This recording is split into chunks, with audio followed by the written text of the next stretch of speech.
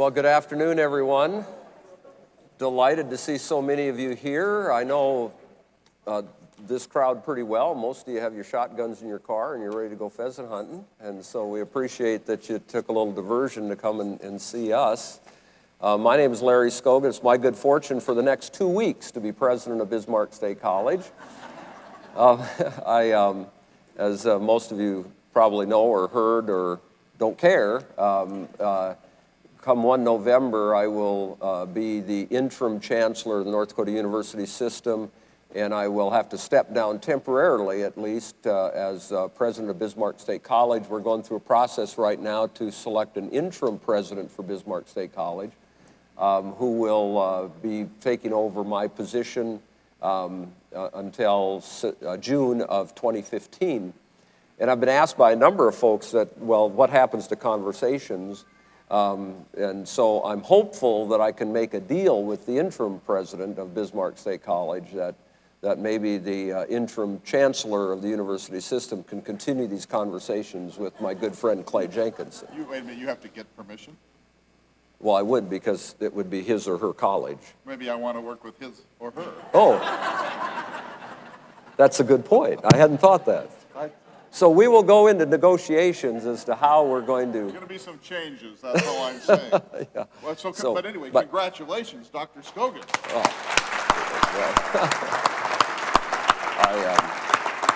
How do you like it so far? You know, it's an interesting job. In fact, we were up here before we turned all this on and have a little conversation about this, that the chancellor position in North Dakota really doesn't have a constituency. You know, I've been very vocal about the fact that you're not going to see a lot of people driving around in their cars with North Dakota University System bumper stickers on their car.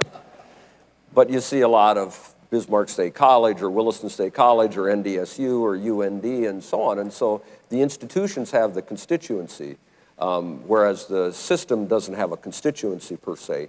And so, you know, one of the reasons I got into higher education is because of, well, the major reason is the students and faculty and the staff and the vibrancy of a campus.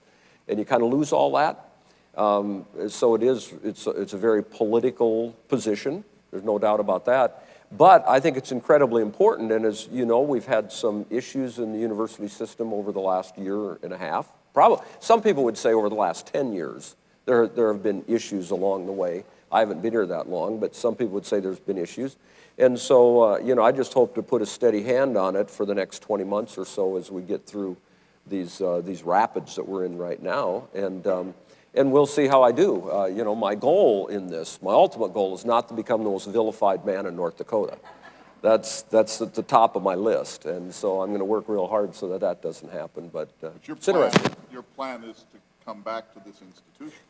That is correct. The contract that I have right now with the university system is that I will be the interim chancellor to June 30th of 2015, and then 1 July 2015 I would come back to president of Bismarck State College, which is the reason they're going to make an appointment between 1 November and June 30th of 2015. So but thanks for asking. Your office is now in the Capitol? In the Capitol building, yeah. On the 10th floor? 10th floor. You know, I have been surprised, and maybe it's because, you know, talking about not having a constituency, most people don't even know where the chancellor works.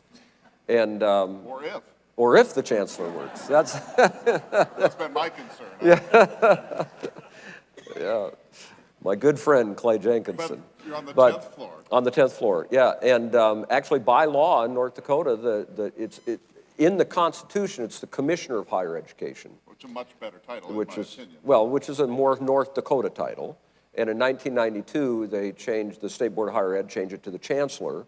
But by law, the Commissioner of Higher Education in the state of North Dakota / Chancellor must be in the capital. In the capital. In the capital. And so a lot of folks have come up to me and said, well, now do you have to move to Grand Forks or Fargo? Or so anyway, on the You're 10th hard floor, at it, is the point. Yep. And your plan, as so far as you're informing us, is that you will valiantly attempt to continue these humanities conversations. If you're willing to work with me, yes. Well, we'll just talk about that, won't we? But of course, I mean, I was thrilled when I got to have conversations with the president of Bismarck State. Now I get to have conversations with the chancellor of higher education, that pretty soon it'll be the governor. No. You're not running? No aspirations there. Well, maybe we should do the show. Maybe we should start our show. Okay. Actually, we're going to start off. Dusty, you want to run that little piece that you just ran? I want to show the people of the world how freedom can work. I want them to show that this is a private system of individual liberty where people join together for the public good. That is the best answer. If we're strong and vital and moving here, we're going to be strong and vital and moving around the world. Don't miss your chance to attend our fall symposium, The Kennedy Legacy, 50 Years Later. To learn more and register, go to kennedylegacy.org. Who was that sexy voice at the end there? I didn't even know I was in this. Yeah. All right.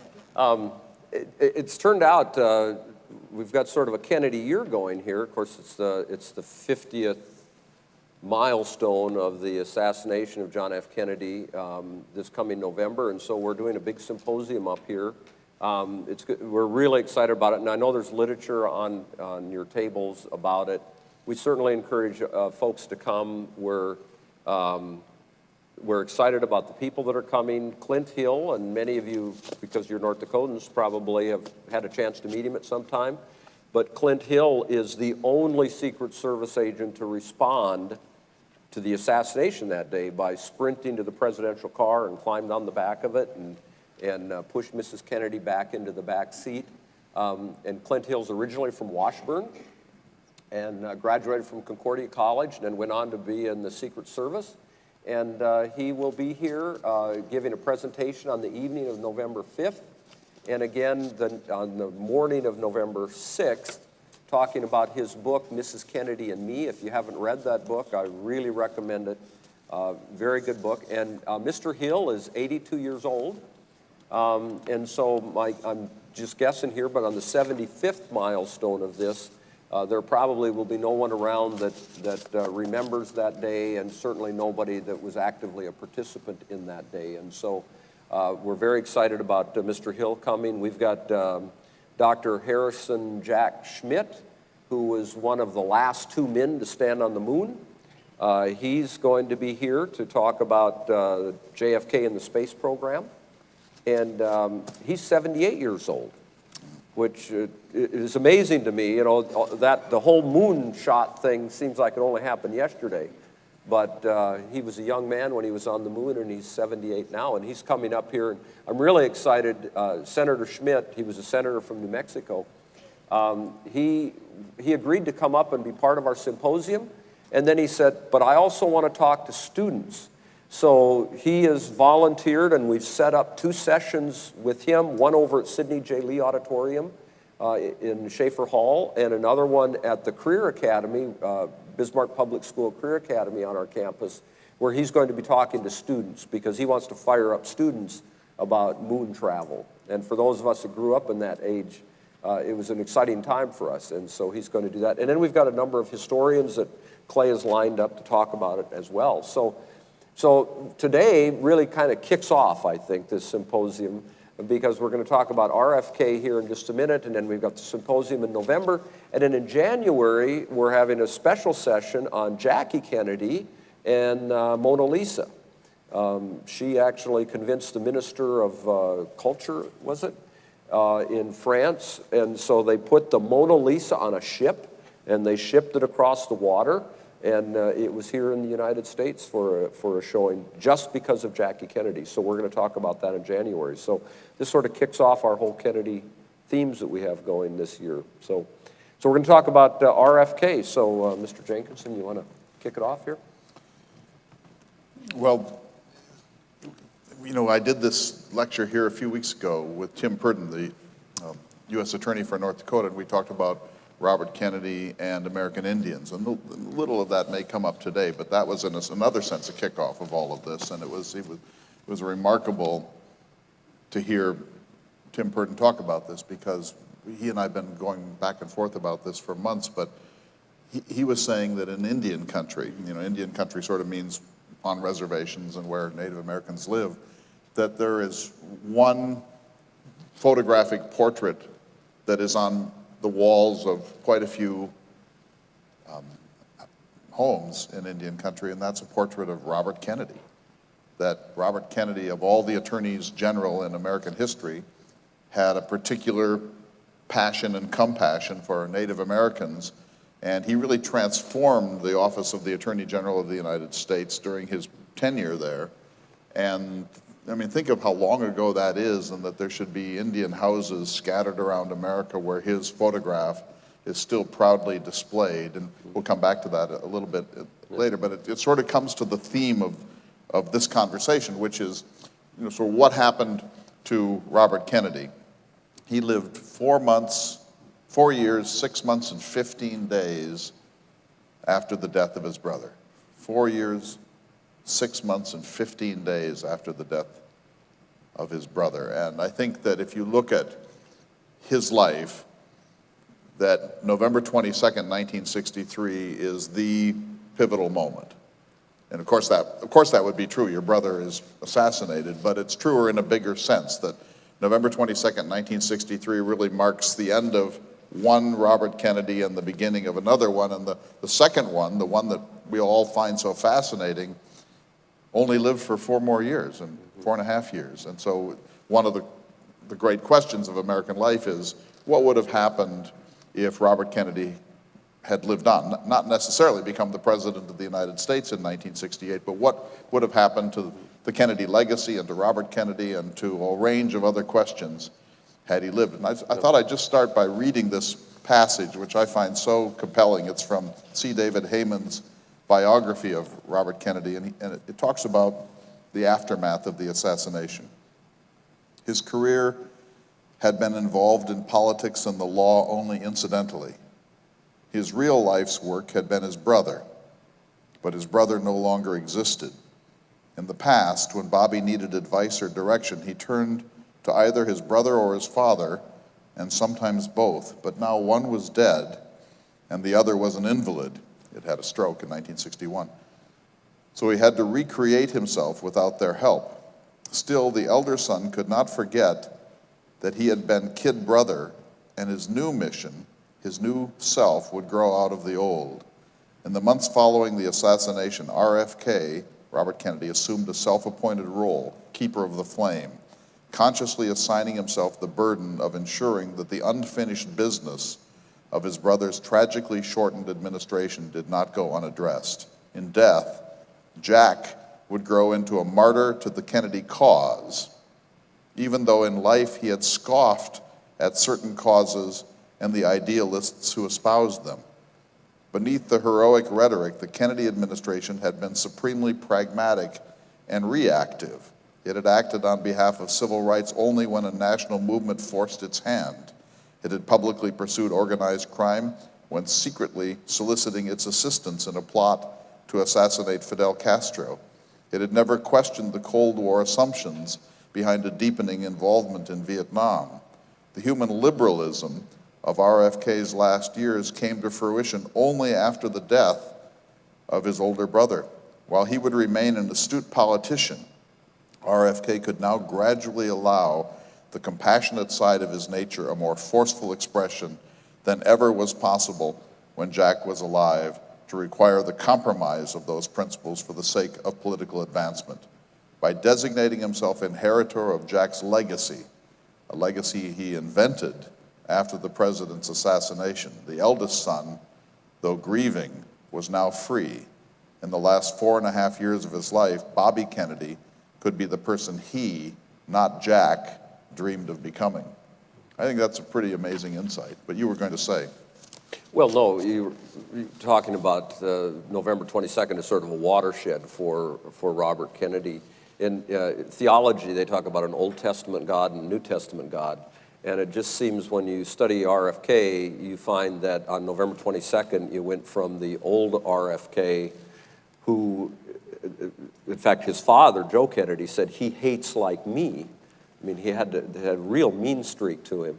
And then after November 22nd, 1963, we find the one that I think most of us remember, you know, the tousled-haired guy out there on the Indian reservations, or with the poor in the Appalachians, or with the poor blacks down in the Mississippi. that's the Bobby Kennedy that you don't see prior to November 22nd, 1963. And probably would never have seen if his brother hadn't been assassinated. In other words, that's why I say that day is so much bigger than just the pivotal moment in one's biographical life, that somehow, and I think Heyman was getting at this too, something that Jack Kennedy was doing, in a sense, was holding back his brother or locking him into a certain persona, and that he was at loose ends in the profoundest possible way after the assassination, and he reinvented himself, and parts of his personality that literally had not been seen before, or had only been seen in glimpses, began to really emerge during that period. Yeah. So well, maybe we're going to get to this, but then the question is, and I'll just ask the question and we won't answer it, but maybe we can answer it when we get to the end of it, and that is that was November 22nd, 1963 a liberation of the real Bobby Kennedy, or did he go through a metamorphosis in the mourning process after November 22nd that did, as you just said, a reinvented Robert Kennedy? And we don't have to answer that now. But I don't think we can, okay. But I think it's both. Okay. So let's just look at a couple of these.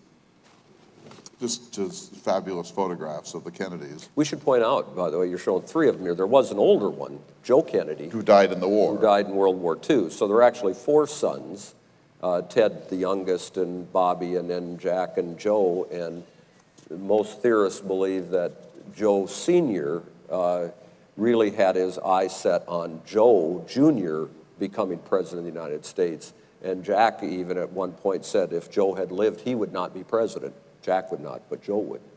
Yeah, so there's really 4 of them. Robert Kennedy had the famous Kennedy sense of humor, so what you just said reminds me, he was the 7th of 9 children, the 3rd of 4 boys, the runt of the family, and in many respects are overlooked in a family that large with such heroic older siblings. But he once was asked about his attitude towards abortion and birth control.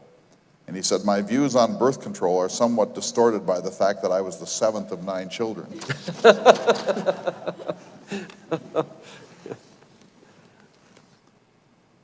This is one of my favorite photographs of the Kennedy brothers. So here are some themes we could talk about: the moral education of Robert Kennedy, the feud with Lyndon Johnson, the assassination and its aftermath, 1968, Marilyn, Jackie, Mary Jo, if we wanted to go that route, the legacy of Robert Kennedy and Robert Kennedy in North Dakota. Here's something else that Heyman says: his role in electing Jack to the Senate, 1952, permanently defined Bobby in his father's eyes. It secured his place as the brother protector. Joe Sr. came to see Bobby as the reliable one, fiercely loyal, in contrast to the detached, more free-spirited Jack, willing to sacrifice himself to do the messy and hard jobs for the greatest glory of the family. And so it goes back to your question: is he liberated or is he transformed? I think that Joe Kennedy was one of the most powerful fathers you'll ever read about. He forced his sons to conform to a certain concept of struggle and the strenuous life and attitudes towards women. And he fully encouraged his sons to be playboys with respect to women. And I read just yesterday, that John and Robert Kennedy occasionally procured dates for their married father. So Joe would go somewhere and Robert and John would line up women for their father. And their father paid people to line up women for them, and it was just a family hobby to be philanderers. But I mean, I understood that there could be tacit acceptance of this, but the pandering for each other is a kind of a shocking business. Robert Kennedy, I don't care if anyone around here likes me, as long as they like Jack. But let's look at the arc of his life, and this is something that, a slide I prepared for the lecture with Tim Purdon, but born on November 22nd, 1925, 7th of 9 children, the 3rd of 4 brothers, and the least physically impressive and even the least mentally able of the four brothers, at least through the early years of his life, he was a C-D student at Harvard. Harvard would not accept him to its law school. He wound up going to the University of Virginia's law school, and they took him with great reluctance as a favor to the Kennedys. But he was a poor student, an indifferent student, had to repeat third grade. And so here's the sort of runt, a huge family of larger-than-life figures, including the father and mother. And every other Kennedy is a splendid, toothy, strenuous person, and he's sort of this lonely child for this whole period, and talks about that at some length in his speeches and personal reminiscences. 1944 to 51, his education, Harvard, University of Virginia, the Navy, although he was not a hero in World War II like his brother. Then from 1952 to 1963, he really lived for JFK. And one thing I discovered just yesterday in reading a new biography of Robert Kennedy is that John Kennedy wasn't even glad to have him on his 1952 campaign. He regarded his brother as kind of a Puritan and a prig, a man of too much Catholic faith, too sober, and he didn't want him around. But when he discovered how great Robert Kennedy was at being a campaign manager, he realized that he would not have become a United States Senator, probably without his brother's help. And then from then on, for as long as JFK lived, his brother Robert was his #1 go-to guy for all the hard stuff that had to be done and all the most serious policy conversations that he had to have. Then from 1963 to 1965, this long dark night of the soul that you were talking about, and then from 1965 until his death on June 6, 1968, what Arthur Schlesinger Jr. said, that family biographer and advisor, and said Robert Kennedy sought to be the tribune of the people, like the ancient Roman tribunes who took on the unwashed masses to protect them against the aristocrats in the Roman Senate. Any thoughts? No, let's talk just a little bit about that. Something I've been thinking about with the Kennedys. You know, the Kennedy brothers didn't have to do anything. They didn't have to work. Nothing. Like you. Yeah, right, thanks. No, they had, you know, they were, what do we call them today? Legacy children? Legacy children, yes. Something like that. I mean, you know, they had to do nothing. And yet, 3 of them die violently in public service. Mm-hmm. All 3 in a position where they had to do nothing. I mean, that says a lot about, I think, their motivation and what they did and how they did it. That's the good side of Joseph Kennedy, because he was a largely self-made Irish millionaire who had enormous trouble being socially accepted in Boston, was blackballed for clubs, was never allowed to be with the upper echelon of the Brahmin Protestant culture of Massachusetts and Boston, and fiercely resented it. And he was named by Franklin Roosevelt to be the ambassador to the court of St. James to England during the build-up to World War II, where he self-destructed by giving an interview to the press saying that after the war began, after the Battle of Britain began, saying that Britain was finished and democracy was finished and Hitler wasn't necessarily that bad. And that destroyed his career. And FDR had him recalled, and he actually was recalled to Hyde Park, and FDR spent about 5 minutes with him, and then he called Eleanor in and said, I don't ever want to see this man again, including today. I want you to drive him around for the 4 hours before his train leaves, because I never want to be in the presence of this, I won't use his term, Right. again. And so Joseph Kennedy is this towering egotist with unlimited amounts of money who made his money in ways that there was a lot of speculation about, shady mafia connections and so on. And he's been shunned by the establishment classes of Massachusetts and the United States. And so he decided that his sons were going to break through and they were going to lead this country, and one of them was going to be the president of the United States. I mean, literally, that one of his sons was going to be the president of the United States. Who says that of their children? I mean, you didn't, I didn't. I mean, it's a shocking thing to say, and then he gets away with it. And he does it. And yeah. so Go ahead. But the FDR's hatred at that point, Eleanor carries that through to the Doesn't sons. like the Kennedys. Does not like the sons. You know, I mean, she's the icon of the Democratic Party, and here, when they have a Democratic president, she wants nothing to do with him. Well, when John Kennedy and Robert Kennedy were in their early political life, they, thanks to their father, attached themselves briefly to Joseph McCarthy, the red-baiting junior senator from Wisconsin. We all have heard about the McCarthy Army trials and so on. And Robert Kennedy briefly worked for McCarthy on his Senate committee and had to answer for that for the rest of his life. And John Kennedy was ill. He was ill most of his life, but he was absent from the Senate on the day that the Senate censured McCarthy. And Eleanor Roosevelt never forgave him for that, because she said that he had absented himself, pleading illness, and that he lacked the capacity to really do the right thing. And she said of him, perhaps more courage and less profile, which was a little play on his 1957 Pulitzer Prize winning book. Yeah. So should we go on? So let's talk about hating. JFK said, "I don't believe in personal feuds. There's no percentage in them." But of course, he had his brother to do it for him.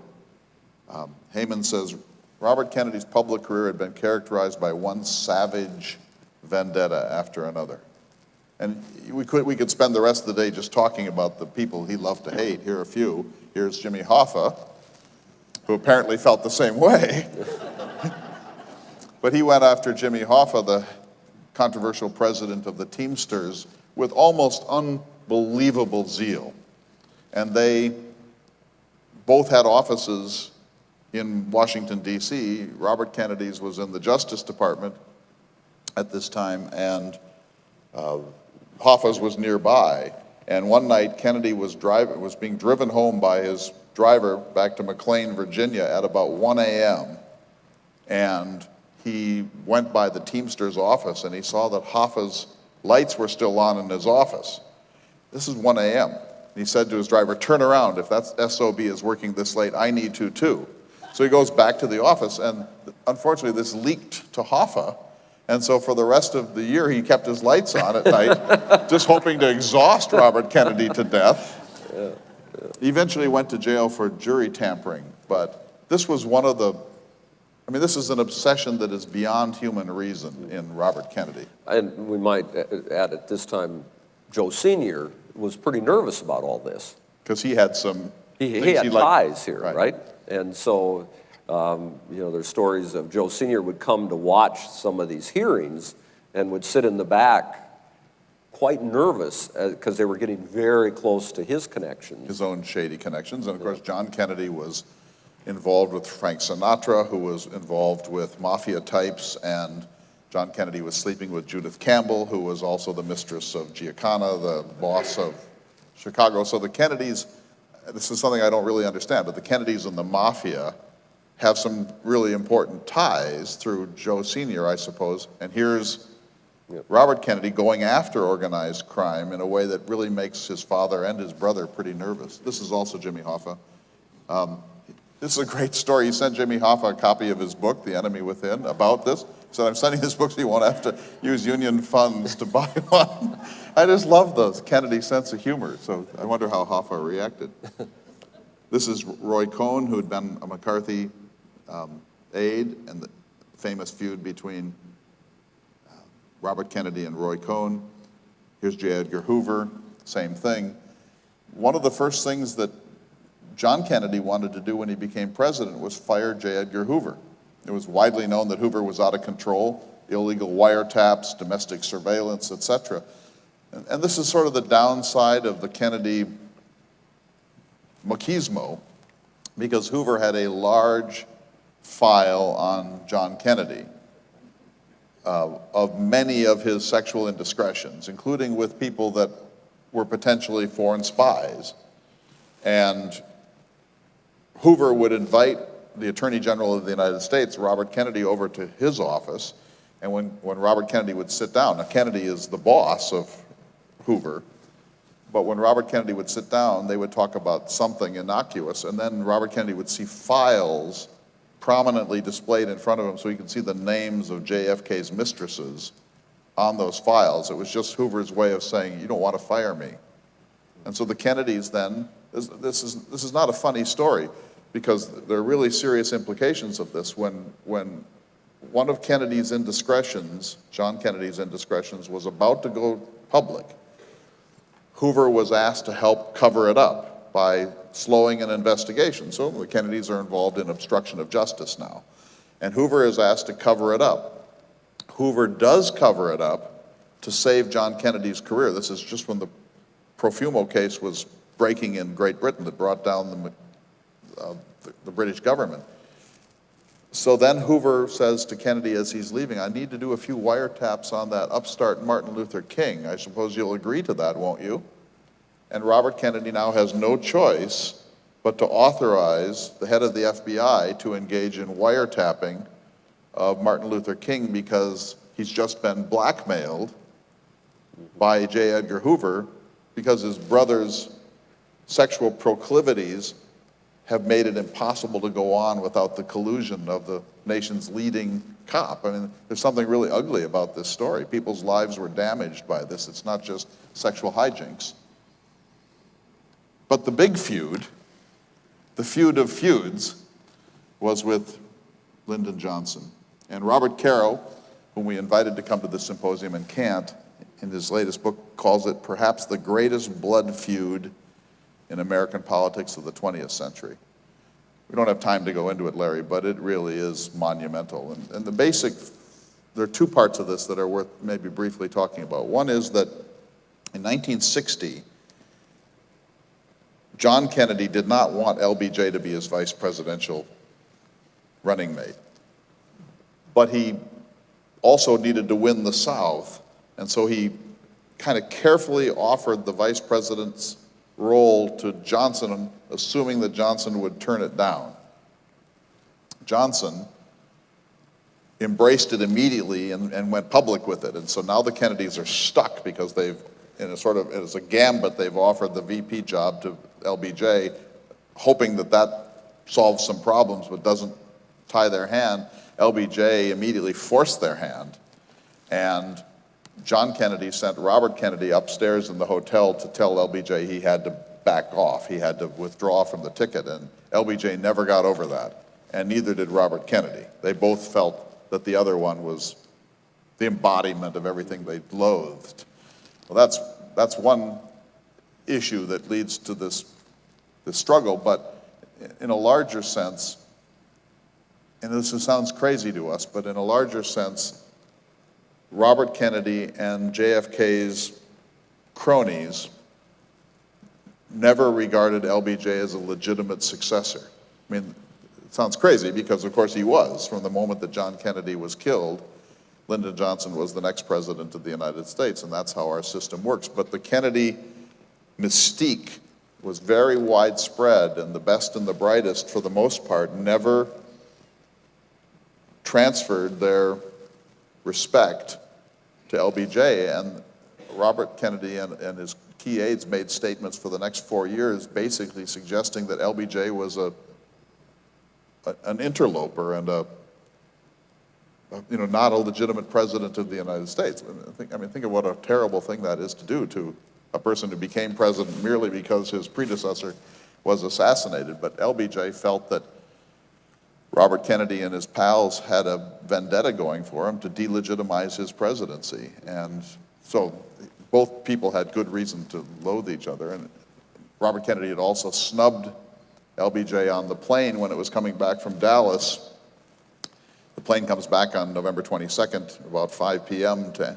to Washington, D.C., and Robert Kennedy's been waiting, hiding, so the press wouldn't see him, and he bolted up the stairs to the plane the minute the stairs were lowered, and he rushed through Air Force One, which was a Boeing 707 at the time, back to see Jacqueline Kennedy, and the President of the United States, Lyndon Johnson, extended his hand to Robert Kennedy, and Kennedy just swept by him, and LBJ never got over that either. And that's a forgivable event, but as you said, LBJ never got over it. So He had a- LBJ held a grudge on that for a very long time. I think it's worth exploring, just because we're on Caro here, just to explore for just a little bit that the reason LBJ accepted the place on the ticket, and it's a dark reason. LBJ sat down and figured out what because he always wanted to be president of the United States.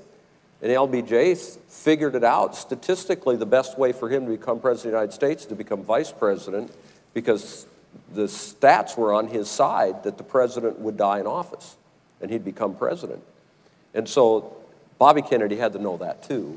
LBJ knew that John Kennedy had Addison's disease. The country did not know this, and Addison's disease is a very severe adrenal problem. And Robert Dallek, the principal biographer of John Kennedy for our time, has said that it's not clear that John Kennedy would have lived out his second term. His health was so poor. And LBJ circulated this Addison's disease stuff at the Los Angeles Convention in 1960, another reason why the Kennedys never forgave him. But he actually did this math that he said, my best chance of being the president of the United States is through the back door, because I probably couldn't get elected in my own right, but this guy might die. Mm-hmm. And so, you know, once you learn these things, it's pretty hard to forgive. So here they are. Let's just quickly talk about his being the Attorney General of the United States. When John Kennedy was elected, he named all the best and the brightest to be his senior aides. He names his brother to be the Attorney General of the United States. This led to a lot of trouble, Larry. Robert Kennedy had never practiced law. He was 35 years old. The Nation, a left-leaning newspaper, called it the greatest example of nepotism this land has ever seen. Newsweek, a travesty of justice. The Atlantic Monthly, a slap in the face of all law-abiding citizens.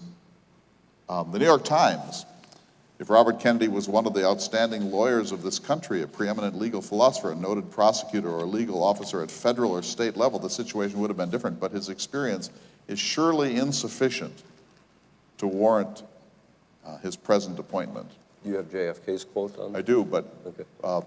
But think of that. I mean, that's a pretty resounding criticism of this appointment to very high office. The irony is he turned out to be one of the best attorneys general in the United States. But here's what JFK said at a political roast.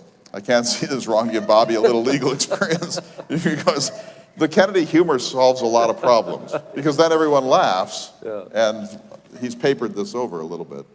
So here they are. Let's just briefly talk about the Cuban Missile Crisis.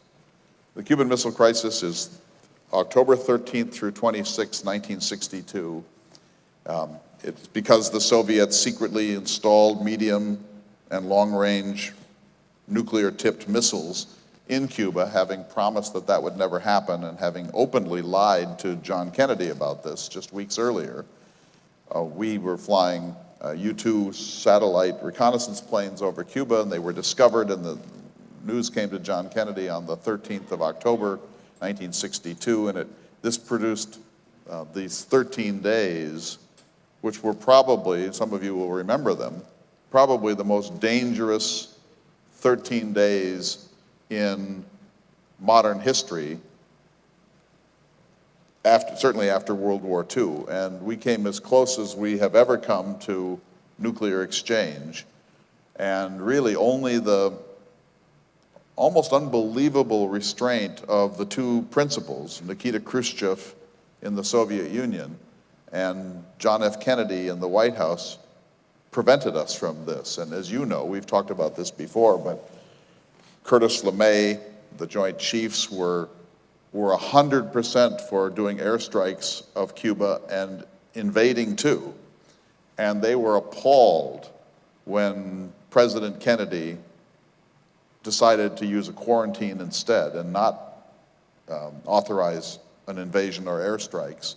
And Curtis LeMay, who was one of the most powerful Air Force guys ever, in the Oval Office when Kennedy had decided to use a blockade instead of an invasion, he slammed his fists down on the table and said, within inches of John Kennedy, this is the greatest act of appeasement and surrender in the history of the United States. You are a disgrace. Imagine this. I don't know if you talk to your staff that way. No, I don't. No. But think of that. But- I mean, Kennedy has a pretty marginal record in World War II. He's a junior officer. Yep. Yes, he had that heroic moment, but he has not had command. And suddenly the top brass is saying, you are endangering the future of human liberty and you are a disgrace to this country for not authorizing strikes. Yeah.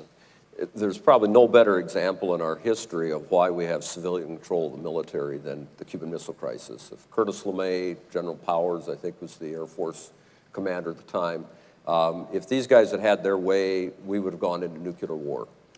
Absolutely, there would have been a nuclear war if John F. Kennedy... So 30 million dead, probably. If John F. Kennedy had not held the United States military in check over the Cuban Missile Crisis, we would have had a nuclear war at that time. There's no doubt about it. And that he stood up to him is an amazing thing. And and I've said this before when we talked about the Cuban Missile Crisis, but as a result of the Cuban Missile Crisis, John Kennedy said, I will ensure to tell my successor, which of course he never had the chance to do that you don't believe generals on military matters just because they're generals. And he said it was even sharper than that. He said he was going to leave a note for his successor saying, do not trust the military generals in these situations. Yeah. And it turned out he was absolutely right, and Khrushchev was right. I mean, they both were holding their own militaries back on this whole situation. I just watched the film Failsafe this weekend. Have you ever seen that? It's a really, really extraordinary film about a situation that gets out of control, and the president, who's played by Henry Fonda, and the Khrushchev figure have to decide what they're going to do because one of the bomber groups is going to drop a nuclear weapon on Moscow. And it's really actually a beautiful film. Walter Matthau plays the sort of Kissinger figure in the film. But at any rate, we came within a hair's breadth of either a third world war or a nuclear exchange. And almost everybody who's looked at this said if either of the two principal figures had panicked or buckled to their militaries, there would have been a ratcheting up 5 million, 10 million, 20 million, maybe 100 million dead. And here, I know that you are a lone gunman guy, aren't you? Okay. Aren't you? Where'd that come from? No, What's that got to do? Stay with me here, right? What's that got to do with Aren't this? you a lone gunman guy? Okay, I'm a lone gunman guy. But you are, right? Sure. Okay. You're not very confident. No, I'm very confident. I'm not a lone I just don't know what that's got to do with Cuban. Well, if you'll listen, okay. Chancellor. Here's, just try to take this in. Okay. Within 18 months, you yourself have said that these two civilian leaders had to do everything in their power to restrain these militarists who were just popping to go to war. Within 18 months, those two figures are both gone.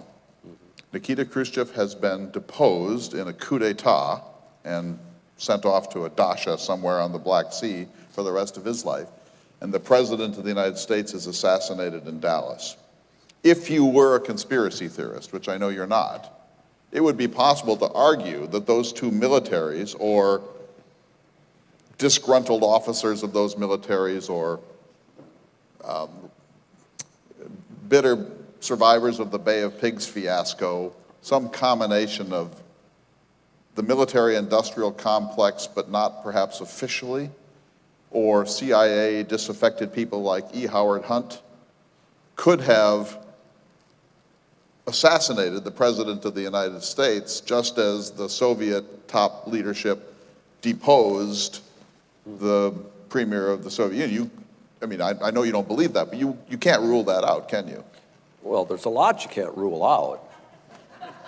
The Bay of Pigs and the Free Cuba forces that were involved in that, and the fact that he would not let the military intervene, and the CIA knew the only way it was going to work, was to draw in the United States military, and JFK put a stop to that. So it could have been those guys, right? Right.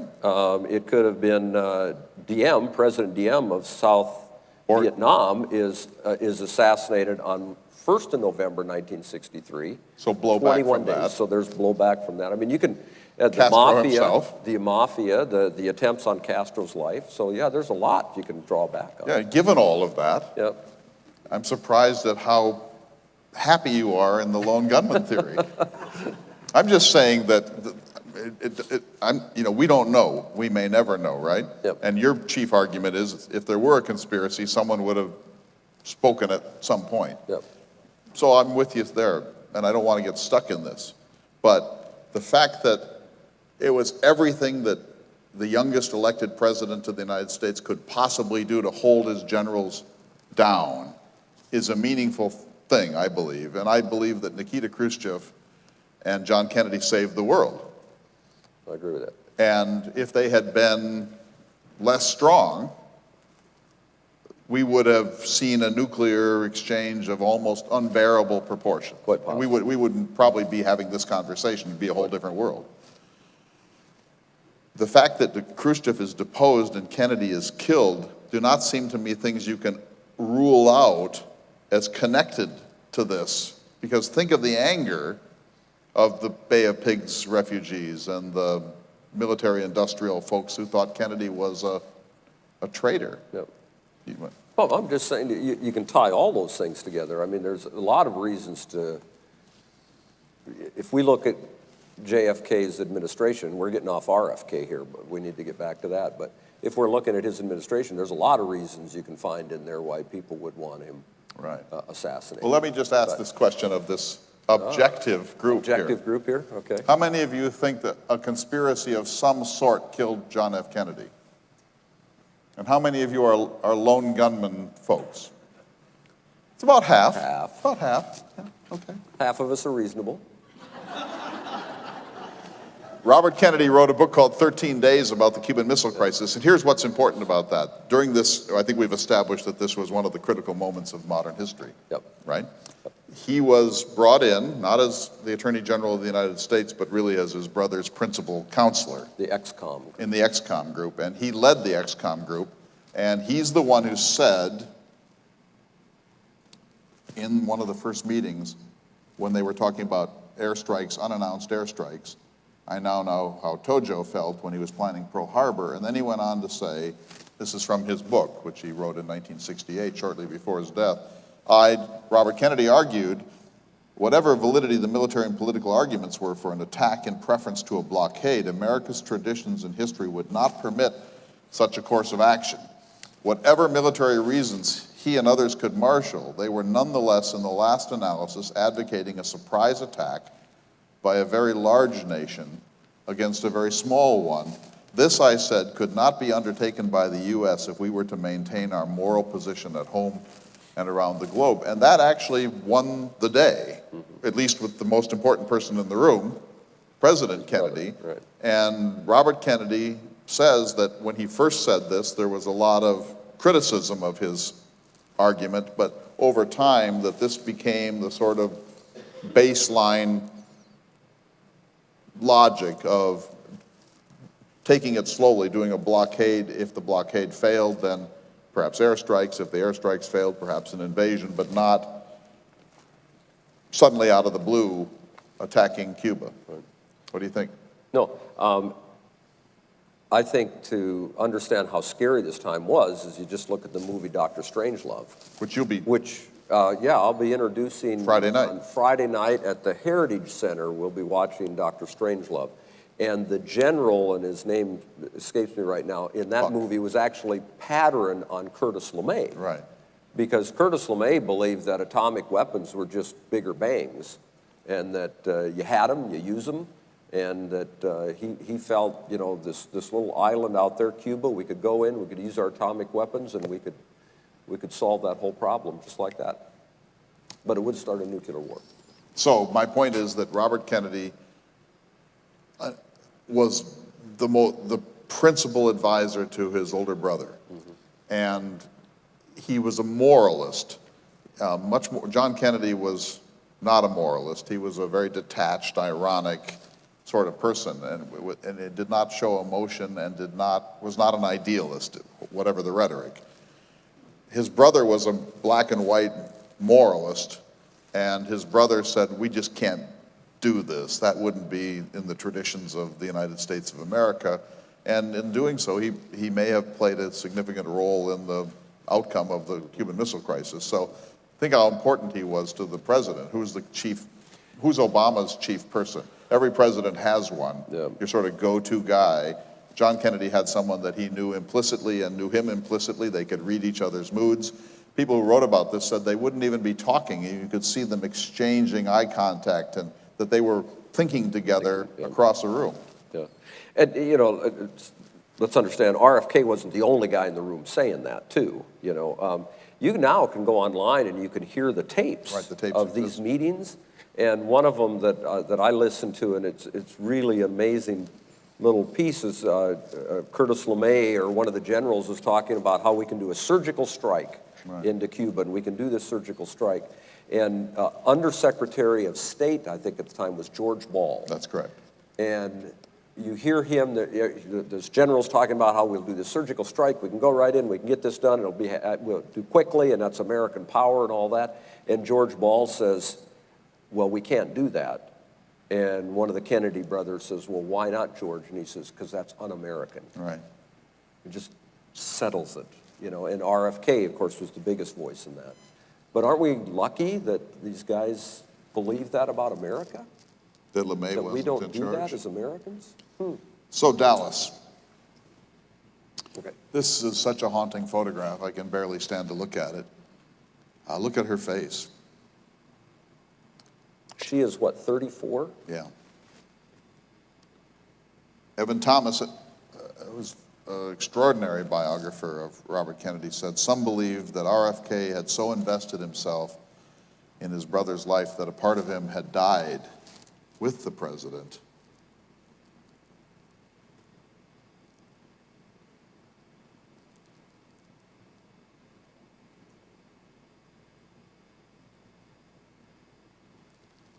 He goes on, in time, RFK would outgrow his brother. He would come closer than JFK ever did to the myth of moral visionary that Bobby and Jackie worked so assiduously to create for Jack. In other words, John Kennedy grew after his death into something bigger than he actually probably was. This kind of idealist, visionary, man of peace, you know. And the whole vision of Camelot.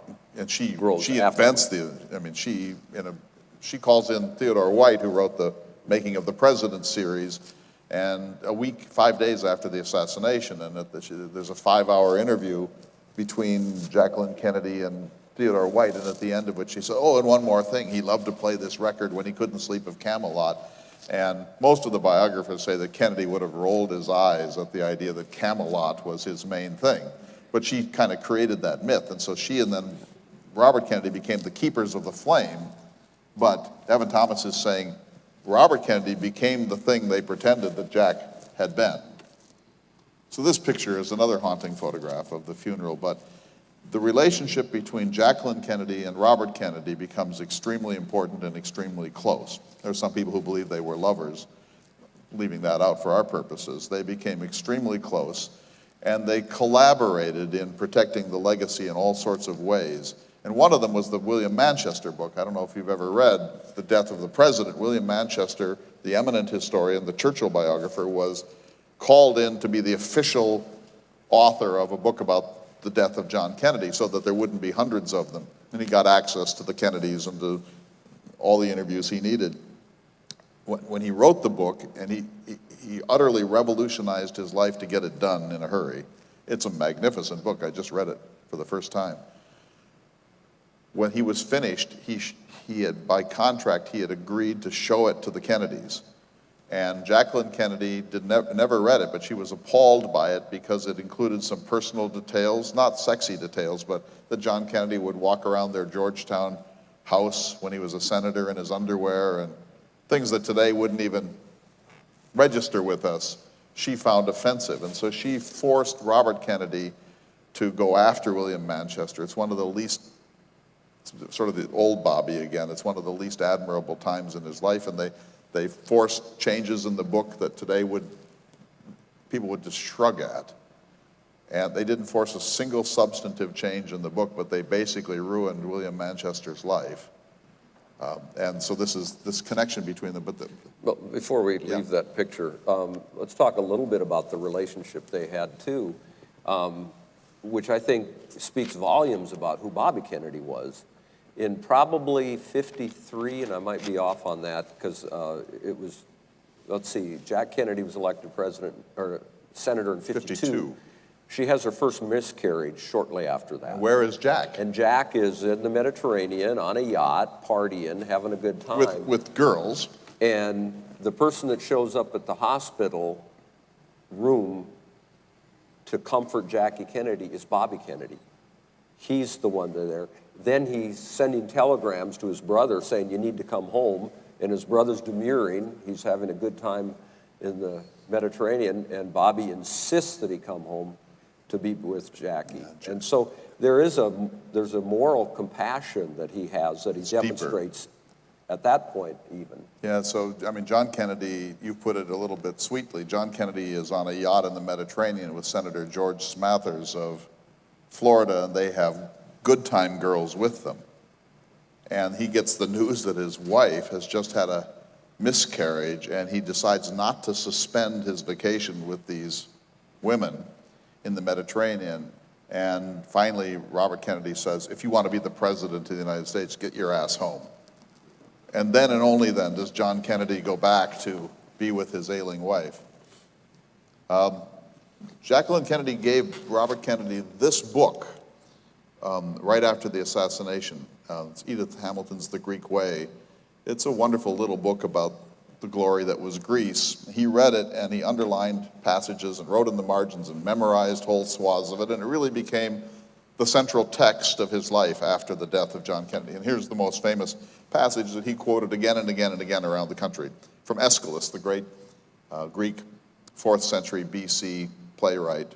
God, whose law is that he who learns must suffer, and even in our sleep pain that cannot forget falls drop by drop upon the heart, and in our own despite, against our will, comes wisdom to us by the awful grace of God. And that became the central text of healing for Robert Kennedy, that Aeschylus's view that we cannot become complete human beings without deep pain, and that pain is the thing that transforms us into something more than just biological creatures.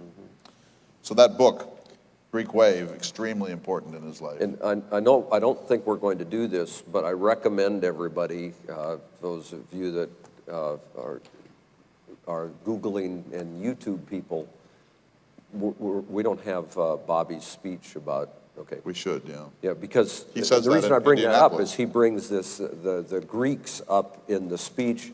He lands in Indianapolis in April of... April 4th, yeah. April 4th, 1968. 1968. And he's told that Martin Luther King has been assassinated. And they traveled from the airport to a rally in which most of the people there are African American. It's an inner city ghetto. And he's going to give a speech. And you can hear him on the tape. He says, do they know what's happened?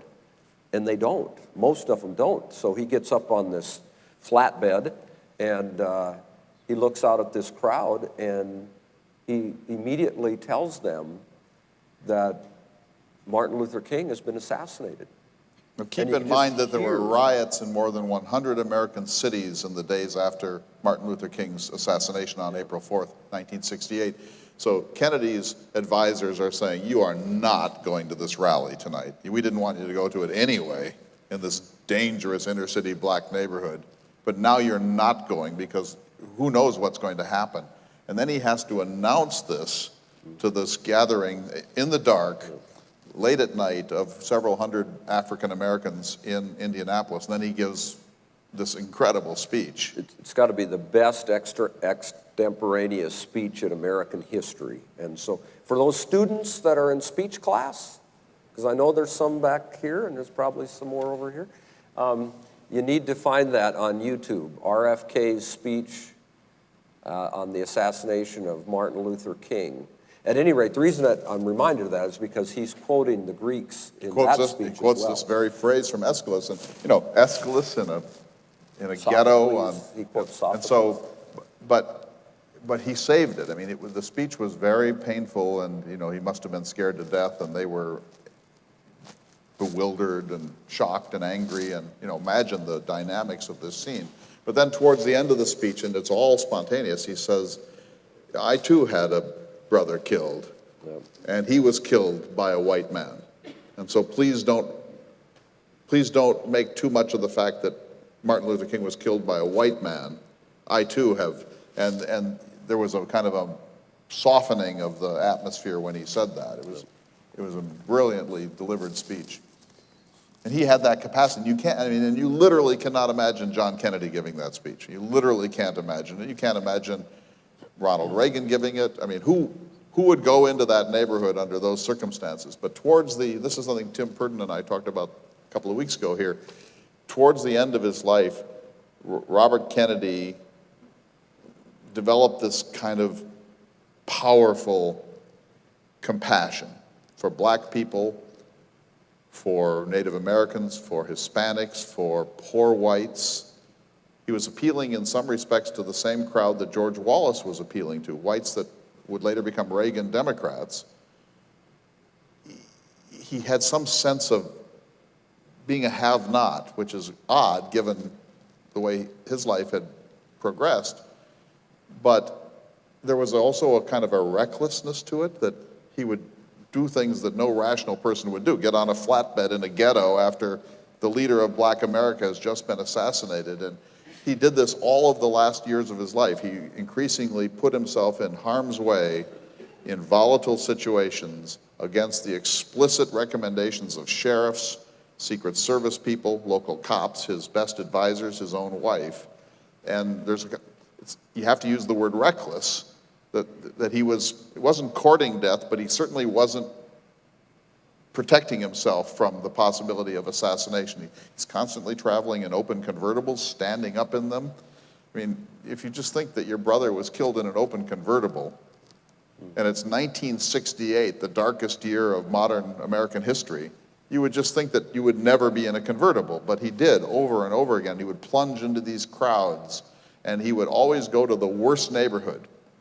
When he was in South America in 1965 as U.S. Senator, they worked out this kind of State Department tour where he would have tea with the people and so on, and he didn't. He went into the worst barrios and places that were so fetid with excrement that his aides couldn't stay. They would go back at the car because the smell was overpowering, and then he'd go find some scabby, starving child and hold it for a while. And then when he'd go back, he went to Mississippi and saw children who were bloated from near starvation. He went back and he had a large family, and he browbeat his children and said, you're not going to live without knowing this. You have to know that there's another side to American life, and that we're the lucky ones, but we're not lucky because you can't have an America that doesn't take some concern about these things. You can't live in a two-world America. We have to figure out an answer to this. And so this quality that came from the Greeks or wherever it came from is really an amazing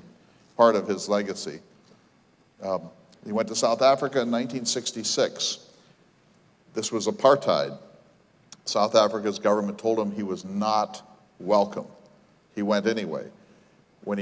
So here's a senator from the state of New York, former Attorney General of the United States, arriving in Cape Town, and the South Africans snubbed him by not even sending a welcome car to the airport. He had to get a taxi in from Cape Town into town. They provided him no police protection of any sort. He plunged into crowds in Soweto and other of the black neighborhoods, and he met openly with somebody who had been banned. In South Africa, if you were banned, it meant that you were under a kind of a house arrest and could see nobody. He went and met with these people, and then he gave maybe the greatest speech of his life. I'll just read it, it's so moving. This is South Africa, 1966. It is from numberless diverse acts of courage and belief that human history is shaped.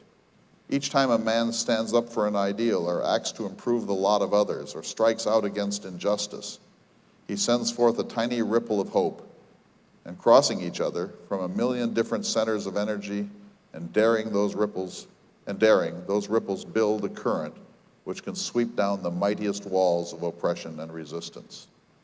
Yeah, pretty amazing. So let me ask you this, Larry. What do you think happened to this ruthless son of a bitch who was his brother's badass and who made a lot of enemies and had a vindictive streak, and his father said he hates just like me? What happened to him that beginning in the mid-1960s he becomes this astonishingly compassionate man? Yeah, I don't know. Well, that goes back to the question I asked at the beginning. Yeah. I mean, what, you know, is this the released Robert Kennedy, or is this a new Robert Kennedy? And when you read what happens after November 22nd, the way that the mourning that he went through, you know, Kennedys never cry in public, right? That's one of the big things. And yet the people that are with him, like on November 22nd, when they finally went to bed, which was 4 or 5 in the morning or something, they heard him wailing in the room by himself. Why God? He said, why God? Why? And I don't know, I'm almost think that he did make a transformation. For the whole year, practically, after his brother's death, he starts wearing his brother's clothes, which didn't fit him, you know, because Jack Kennedy was much bigger than Bobby Kennedy, and they talk about him wearing his brother's leather jacket, and he looked like a little boy standing there with this big oversized jacket on him. And for some reason, my personal view, and I don't know if I have an answer to this, is that he really did transform from the pre-1963 Bobby Kennedy that hated like his father and did all his brother's dirty work and did all that. I mean, that's who he was at that time, there's no doubt about it. But I think the morning, he went as low as you can go and came back up. And I think that he was a new Bobby Kennedy. I think the Bobby Kennedy that we remember in 67, 68 is a different Bobby Kennedy than the one that was with his brother in 60 and 61 and so forth. What do you think? Well, I don't think this comes from nowhere. You know, in other words, you're not Jimmy Hoffa one day and a sort of semi-Christ-like figure 2 months later. So I'm thinking that there was already something. I mean, the Kennedys are pretty, whatever your politics, the Kennedys are pretty remarkable people. They don't have to work, and yet they choose public service. One is martyred, the other one is martyred. The third son continues to serve in the Senate. I mean, every day of Ted Kennedy's life must have been anxious, because you just know that there were people who were willing to complete the cycle with the Kennedy brothers. And I think there was something that it doesn't just happen. It's not as if Robert Kennedy was a bad person before November 22nd and then he becomes a, some of his ruthlessness continued to the end of his life. He was notoriously cheap. He had a range of affairs, some with underage women. I mean, he was capable of cruelty and being a son of a bitch right up to the end. He was never a saint. And before this, he came to North Dakota on September 13th of 1963, before the death of his brother, to talk, this is what Tim Purdon and I were talking about, to talk to the National Conference of American Indians. And he gave a speech just like this about, this is unacceptable, that in the United States of America, there are people that are living as if they're in a third world ghetto, and their health is no good, and they're not getting the right education, and the curriculum is Eurocentric, and they are not getting even the stuff that they're guaranteed by their treaties, and the suicide rate is out of control. And he said, this cannot be acceptable in the United States of America. And so I'm trying to suggest that there's a continuity here, but that the trauma of his brother's death certainly emphasized one part of his character over parts that had been. But I also think, this is kind of a strange thing to say, but I think that Robert Kennedy was liberated by the death of his brother. I think his brother was John Kennedy, whatever you think of him, was a sarcastic, ironic, detached, emotionally disengaged man. And he used to sneer at his brother's idealism. And he always said, whatever you do, don't get me in any trouble. And he used Robert Kennedy to be his bad cop. And I think that in a certain way, John Kennedy was holding his brother into a place, and that with the death of John Kennedy, Robert gets to be more of what he actually was, and no longer is looking over his shoulder at his heroic older brother, and is no longer being teased and put down by his brother for his own idealisms.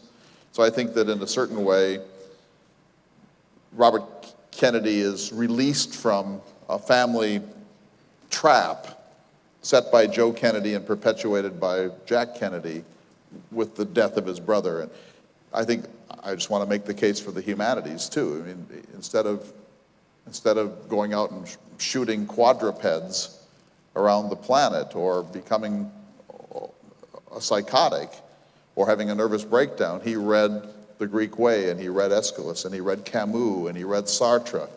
And he then had all of these seminars at Hickory Hill. He would have the best thinkers and writers and economists and poets come out to their place at Hickory Hill to do these informal seminars around the swimming pool. And I think the humanities really marked this man's life in a way that they don't for most public figures. And so I just want to argue against BC, Old Testament, New Testament. I think the continuities in his character are there, but that his brother, I mean, a famously detached man, was holding back Robert Kennedy's moral growth. And one hates to say that it takes the death But of the that death person. of his brother is his journey in the wilderness. Right, that sets it up in a very deep and traumatic way. But let's just look at a few photographs. I mean, they're just amazing photographs.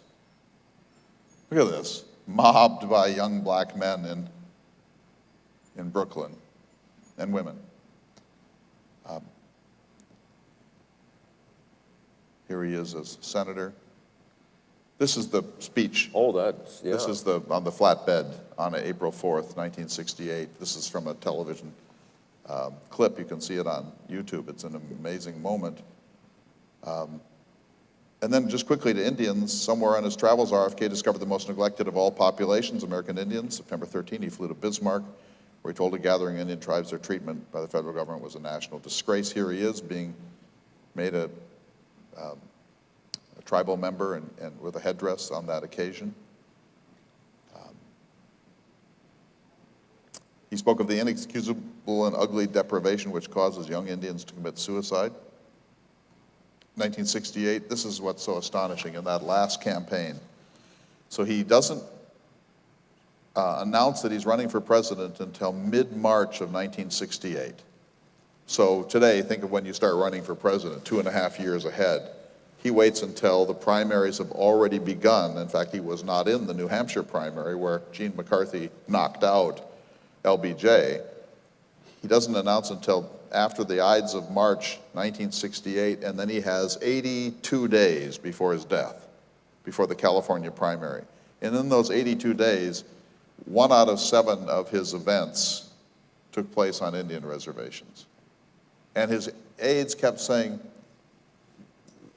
there aren't any votes on Indian reservations. A, they're all going to vote for you anyway, and B, they're not worth it. I mean, you're literally wasting incredibly precious campaign time by going onto Indian reservations where there's nothing to be gained, absolutely nothing to be gained. And he wouldn't stop.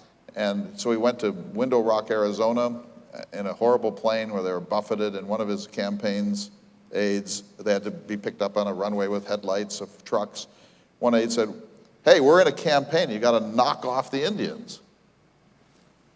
And he said, he had laryngitis. He said, those of you who think you're running my campaign don't love Indians the way I do. You're a bunch of bastards. And so he did it. You know, it was insane for him to do this. And here he is on the Pine Ridge on April 16th, and his whole political life is in the balance. And he needs to be in California and Oregon, and instead he's on the Pine Ridge in South Dakota. South Dakota has a tiny number of delegates to the Democratic National Convention. He's there for the whole day, and he spent the day with this kid, Christopher Prettyboy, and they just sat and talked in this modest dwelling, and his aides are just going nuts outside. Well, he's dead in 2 months, and the boy was dead in less than a year. But somehow this mattered to him more or as much as winning the California primary on June 4th. And when, we mentioned this when I was talking with Tim Purdon here a few weeks ago, but he wins the California primary, which means that, doesn't mean he's going to be the Democratic nominee, but it means he's got a pretty good chance of being the Democratic nominee. His last words were, it's on to Chicago and let's win there. I mean, everyone has seen that clip in the Ambassador Hotel, and then he goes out. The crowds are so gigantic that night that his security people are worried that if he goes out any of the main entrances, he'll be mobbed, like a beetle. And so he decides to go out through the kitchen instead, and that's where he's cut down by Sirhan. And it's just an incredible irony that at this moment of great triumph. But the last telephone call he made before he went down to accept victory was to George McGovern in South Dakota, because on the same occasion he had won the South Dakota Democratic primary with its handful of votes, of delegates. And George McGovern said, "You'll be happy to know that in most of the precincts you won 100% of the Indian vote." And so that was like this extraordinary moment for him that he took great joy in. The Pine Ridge, California. But the Pine Ridge mattered to him in some really important way. I mean, it's hard to really make sense of that. And here are just a few pictures of these last days of his life. A very characteristic photograph. People would literally rip off his cufflinks, steal his shoes. Pull his shoes off and take them. Take him, yeah. Throw their underwear into the... So he would be bruised and abused. He'd be literally bruised after these, bloodied. Here's my favorite of them. Ethel working one, well, it's a photograph. But look at this, the recklessness of this. Let's talk about that a little bit. Oh, do you want to talk about that Here's first? Cesar Chavez. He also went to, Chavez came off of his 30-some day fast. He went to help celebrate that with him. Hunger strike is on. And his aides thought, "Are you nuts?" You know, one of the sheriffs in this county where Chavez, this is the Central Valley of California, and the sheriff briefed Robert Kennedy before he went out to see the civil rights leader, Cesar Chavez, and said, "We're worried about riots, so we've arrested a bunch of people." Yeah. And Robert Kennedy said, Have you ever read the Constitution of the United States, Sheriff?" Native American? All right, go ahead. You were going to talk about recklessness. Well, let's talk about that recklessness. And this gets back to the before November 22nd, after November 22nd thought. You know, you read that Bobby Kennedy had told his aides when they were all excited that he's running for president now, and, you know, can you go all the way? And Bobby Kennedy himself says, "There are guns between me and the White House." And this recklessness, well, I don't know what else to call it, but recklessness, but going into places where everybody's telling him you should not go, you shouldn't be there.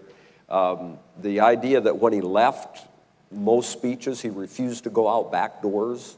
He said, "I'm never going to go out a back door. I'm always going to go in and out the front door." And he would, you know, push his way through the crowds, and anybody could reach out and harm him.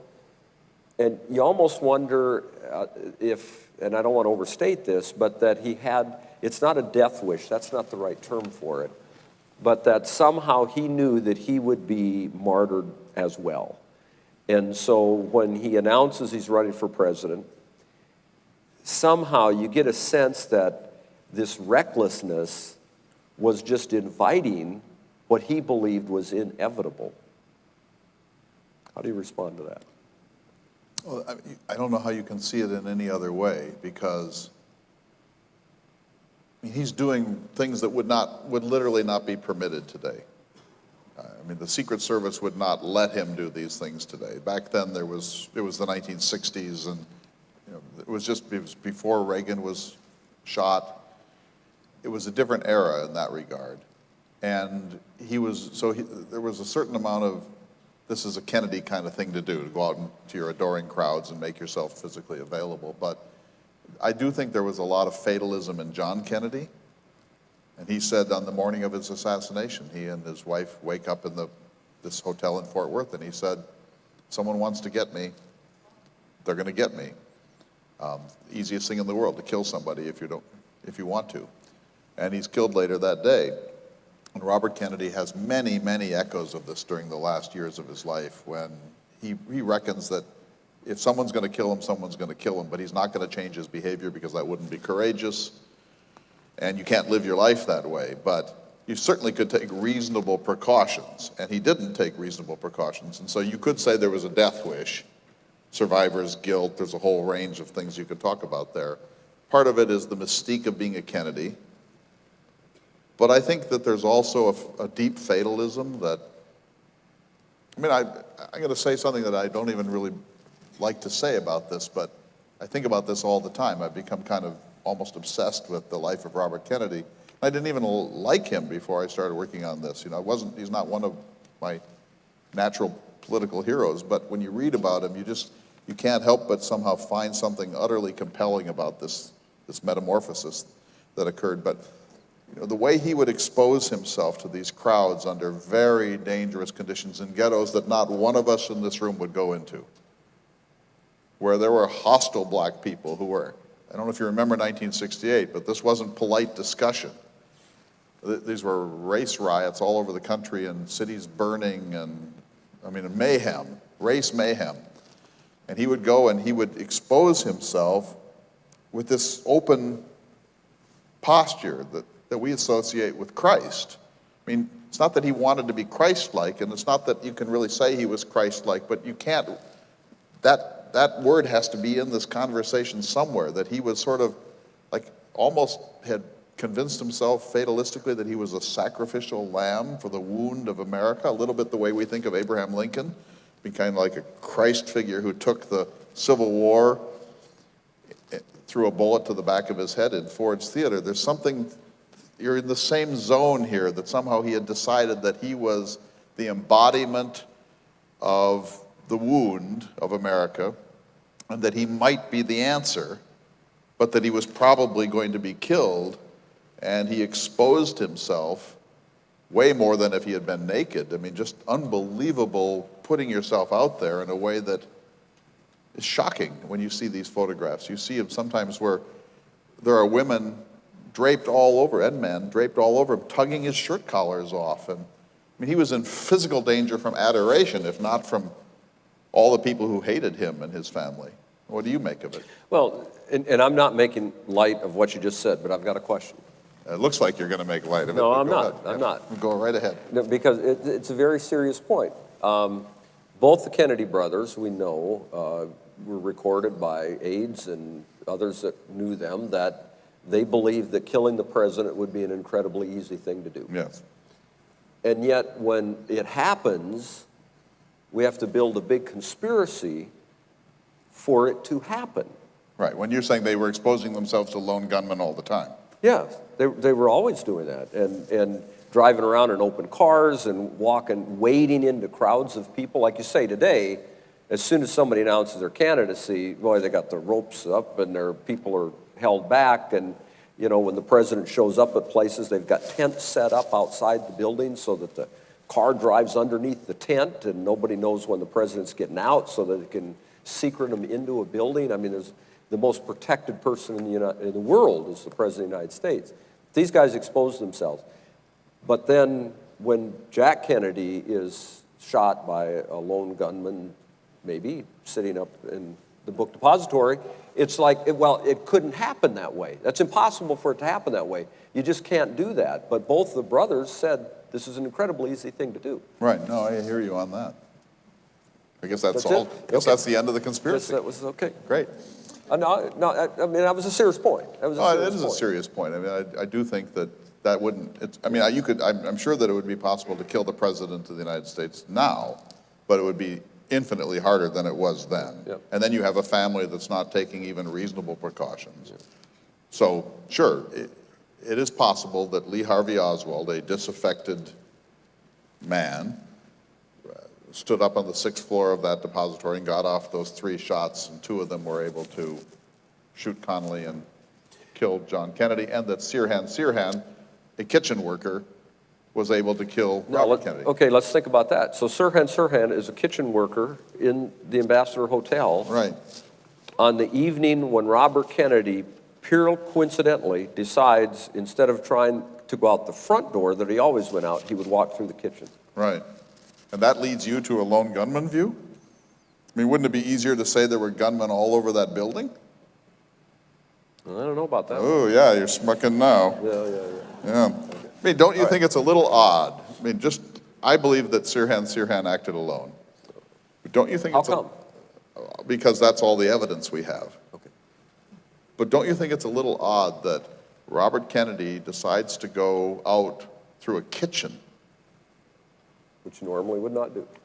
and there he is assassinated when, if you're doing the odds, if you're Sirhan wanting to cut down the president of the the candidate, there are many places you might want to be in that hotel. That's the last of them that you would want to be in. I mean, just saying that there's something a little, to my mind, odd about the fact that Sirhan is a guy who he sees a guy suddenly walking through the kitchen and shoots him, just because what? Because he might shoot somebody? Well, Lee Harvey Oswald had a job in the book depository. And that certainly can't be coincidence. All right. Well, this isn't even interesting, you know. I mean, there is the family man. There's his death. It's a haunting, horrible, horrible photograph. Thurston Clark, who's coming, one of our speakers, says, not since Lincoln had black Americans embraced a white politician as passionately and completely. They, as well as many whites, feared that Robert Kennedy's assassination, like Lincoln's, had eliminated the only leader who could heal and unify a wounded nation. Let's back up. Here? There, let's stop there for just a minute. I just want to read the caption that goes with that picture in this book. This one is called Brothers. By David Talbot. By David Talbot. Okay. So as you look at this picture, seconds after being shot in the head, Kennedy lies in a pool of blood on the kitchen floor of the Ambassador Hotel, held by 17-year-old busboy Juan Romero. Bobby's face, quote, had a kind of sweet acceptance to it, unquote, observed reporter Pete Hamill. He looked like a man who had been released. Isn't that haunting? Yeah, it's horrible. Let me see if I can find this one little passage that's so interesting. Well, while you're looking, Yeah, you go ahead. To my, when I said earlier about a death wish, and I don't mean it that way, but the acceptance that people saw in his face when he had been shot, that it was something that he expected to happen. Or that he maybe didn't expect, but never ruled out. Never rule it out. All right, well, anyway. Okay, what were you looking for? There's a line that I found interesting in one of these books that says, and so here's Robert Kennedy who's killed by a man making $1.50 an hour in a kitchen of a hotel room. That's the world he wanted to be in at that time of his life. All right, so then let's just close with this, see if people have some questions, because I'm sure they do. But the funeral's in New York City, and then there's a train, a 21-car train to take him to Washington, D.C. And Thurston Clark, who's coming to our symposium, because he has a new book on the last 100 days of John Kennedy's life, which is a great book. You just have been reading it. He also has written two others, one on the inaugural address called Ask Not, which is a great book, and then he has one called The Last Campaign, the last 82 days of Robert Kennedy's life, and he's coming. We're so fortunate that he's coming to do this. And the prologue to his book on Robert Kennedy's last 82 days is this funeral. So the funeral, or the procession, the funeral occurs in New York, and then they're bringing the body down to Washington, D.C. to Arlington. So that's about a 4-hour train trip. It's a 21-car special train. People were cycling in and out of it, but altogether almost 1,200 people got on board it. It's such a moving story. The train starts off, and literally millions of Americans, literally millions, are lining the tracks between Washington, D.C. and New York. And they're having to climb over fences and to wade through bogs and to trespass in public places. But along the way, there are literally millions of Americans who come out to say farewell to Robert Kennedy. And this is Ted Kennedy on the back of the train. This is, of course, at the funeral itself in New York City, where I'll try to recite it, but Ted Kennedy gives a very moving eulogy. Here are some pictures from that day. The train was supposed to arrive in 4 hours. It actually took 12. They had to slow the train down because they didn't want to kill anyone. They did they not? 2 people died on a train going the other direction. And when that happened, they shut down the entire line. But then they slowed this to a crawl so that the people of America could say farewell to this man. Look at that photograph.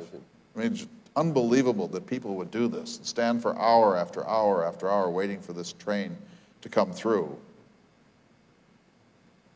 So what's the mystique? You know, what's the mystique of this man that you get the Kennedy mystique, they're like the Beatles in a certain way, but there's something deeper going on here, and these authors are trying to figure out what chord he struck that no one has struck since, and that was deeper than anything you might have expected for such a person. Do you have any thoughts? No. No. Should we see some questions? I think our time is such that we ought to see if anybody has any questions, and then maybe some people can respond to your question about what was it about Bobby Kennedy, because I know there's some people here that actually met him, and could probably talk about that if they feel like it. We've got a microphone back here. We have to ask you to wait for the microphone because this is being streamed and recorded, and we need to pick up all your words. Does anyone have any questions or thoughts? Any questions at all?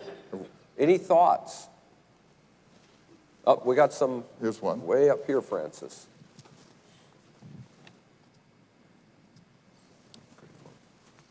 Great picture.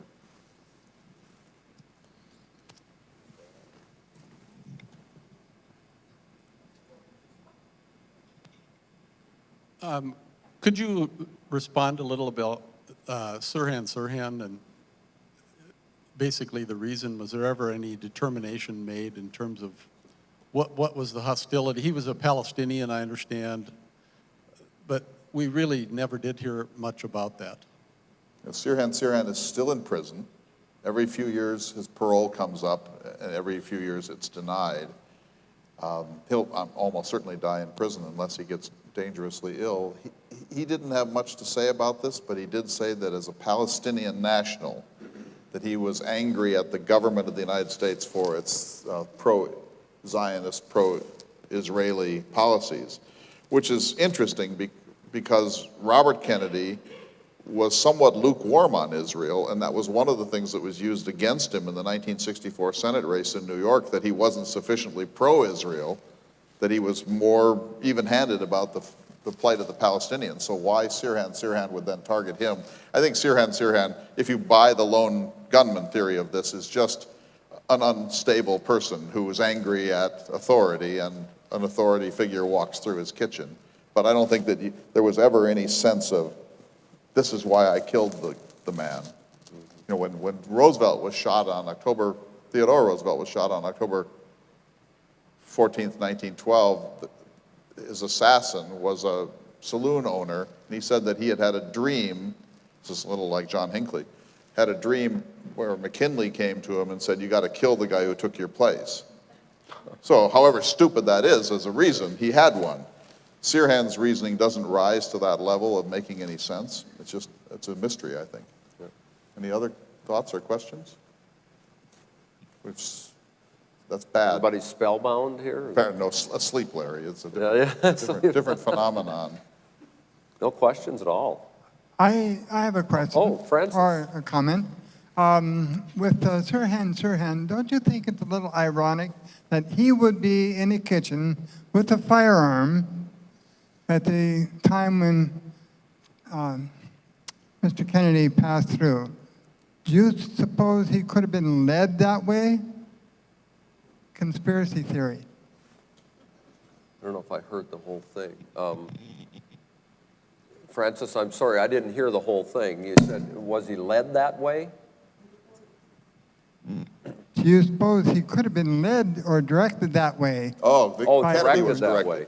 Could be. I mean, there are. Don't know. The book you've been reading by Talbot has a chapter on this in which he says there were more than one gunman at the Ambassador Hotel in Los Angeles, and so I mean, it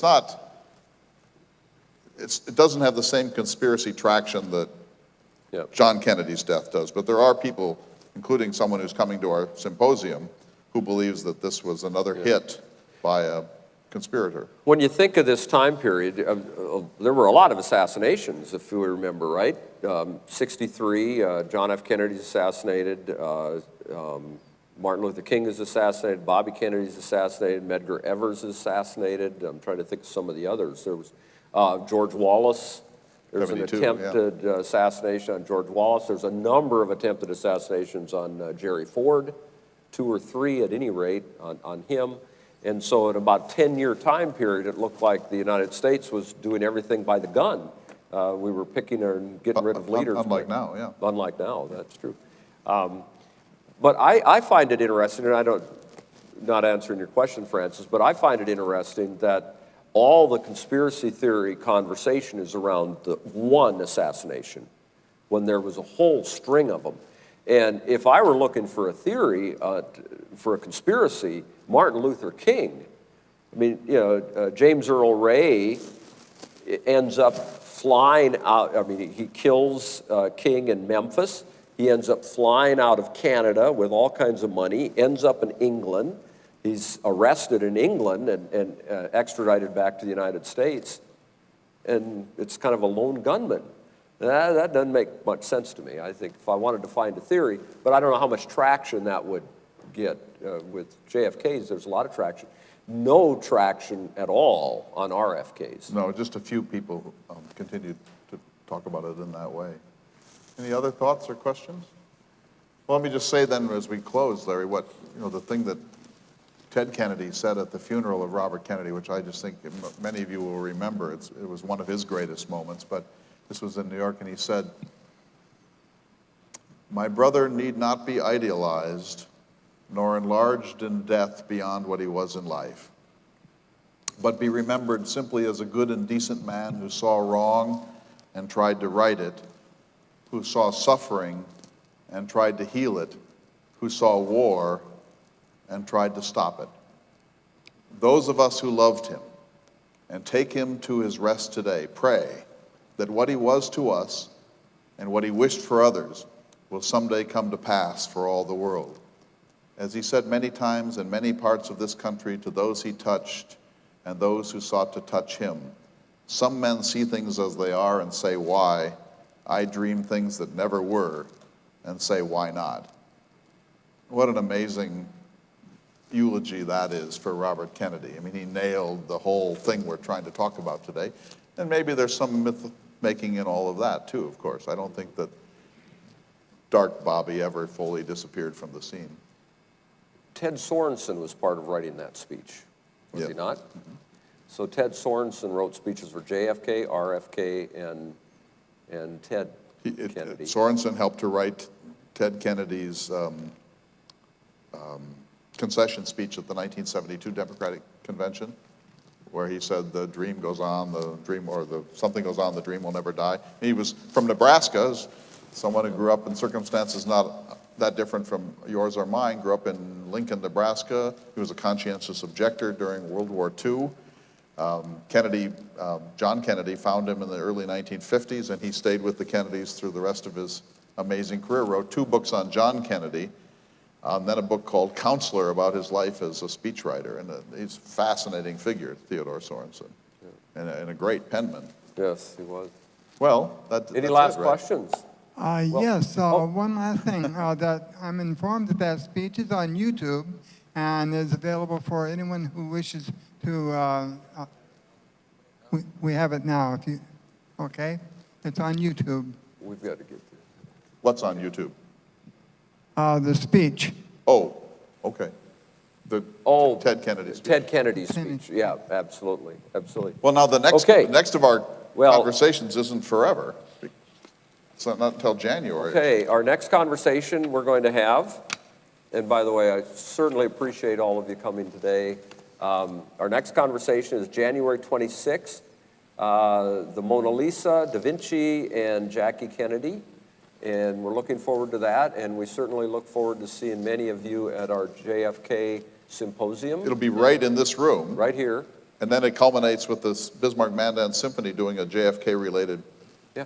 In fact, I should mention that Dr. Beverly Everett is here today. The symphony will be playing a piece that was commissioned just for the symposium, And it's really based on Jack Kennedy's speech called the Peace Speech. And this piece is called I Speak of Peace. And it is written for, there's a soprano and a children's choir that will be performing with the symphony right here. And that will be Thursday night on November 7th, I believe. And this Friday, you're leading a discussion of Dr. Strangelove up at the Heritage Center. Right. Okay. And so I think Dusty wanted to run one more of Let's these do, yes, of course. symposium ads, just so you can see it. Go ahead, Dusty. I believe that we can stimulate this economy of ours to absorb these people. And also we should make life in this country so beautiful that as the hours of work lessen, and they're now 40 hours and someday they will be less, people will have some place to go and some place to find close to nature to enrich their lives. Don't miss your chance to attend our fall symposium, The Kennedy Legacy, 50 Years Later. To learn more and register, go to kennedylegacy.org. And I believe on that shot, Nancy Guy, I saw Bill Guy sitting right behind the president. And that was at UND in 1963. Well, thank you everybody for attending.